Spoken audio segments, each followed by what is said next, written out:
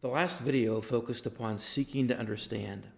The counterpart to seeking to understand is sharing openly and honestly.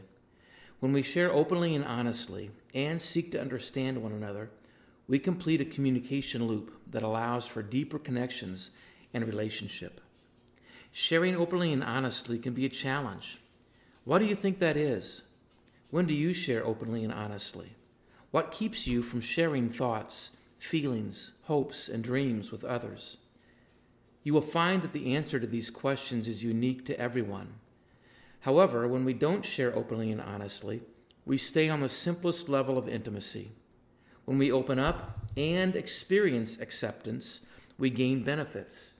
We are known for who we are, which validates, supports, encourages, and honors us. Sharing ideas, hopes and dreams, disappointments and failures, differences, challenges, needs and wants, things we are learning, things we need to learn, daily experiences, reflections, questions, and conclusions, allows others to view us from the inside out. But this type of sharing makes us vulnerable and puts us at risk of judgment, criticism, and rejection. What if we share something troubling us and feel judged?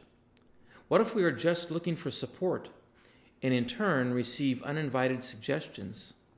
What if we share a suggestion and in turn receive silence? What if we share a reflection and receive disapproval? If sharing openly and honestly has created problems or pain in the past, we are more likely to keep to ourselves or become selective with whom we are open. Negative expectations generate fear, and this holds us back from sharing willingly and truthfully.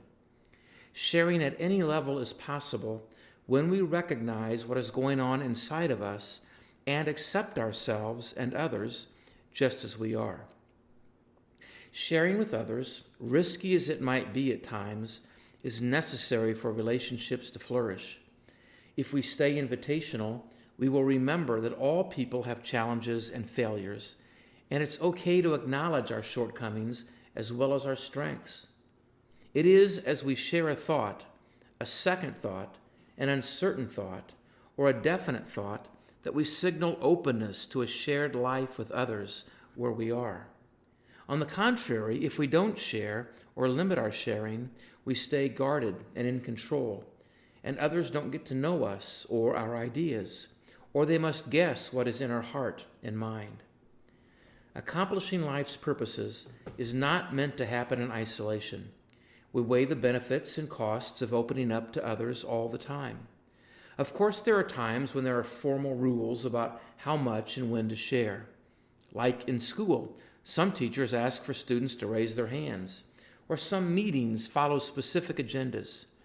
In informal settings, we can use a traffic light analogy to help us gauge when and where to share as we watch for signs of openness from others.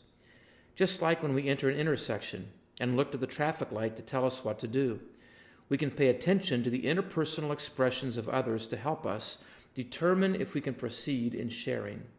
Just like a green light indicates go, people display signs that indicate openness, comfort, acceptance in hearing from us.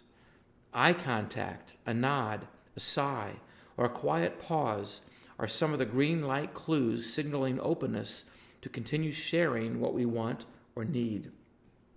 We gauge the amount of sharing by the degree of interest we think is shown.